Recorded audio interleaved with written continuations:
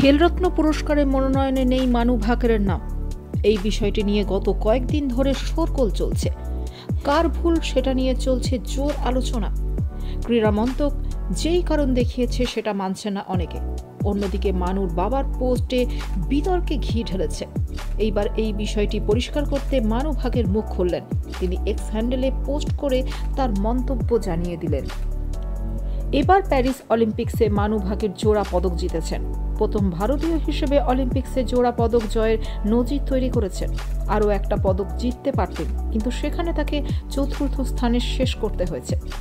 মানু এ নজির তৈরির পর একাধিক পুরস্কার পাওয়ার দাবিদার, কিন্তু সেখানে খেলরত্নের মনোনয়নে নেই তার নাম। ক্রীড়া মন্ত্রকের পক্ষ থেকে জানানো হয়েছে, মানুর পক্ষ থেকে নাম দেওয়া হয়নি। কে ভুল আর কে ঠিক সেটা নিয়ে দিনভর চর্চা চলার পর মানু নিজের এক্স হ্যান্ডেলে পোস্ট করেন।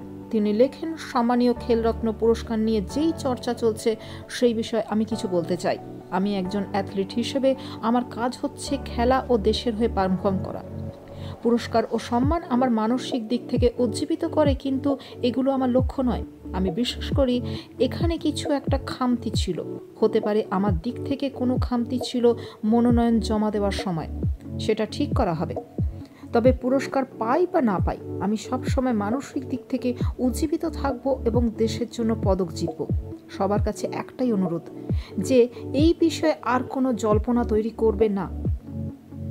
অন্যদিকে মানুর কোচ যশপাল রানা ক্রীড়া মন্ত্রক শাহী ন্যাশনাল রাইফেল অ্যাসোসিয়েশনকে আক্রমণ করেছেন খেলরত্নের জন্য মানু ভাকেরের নাম বাদ দেওয়ায়।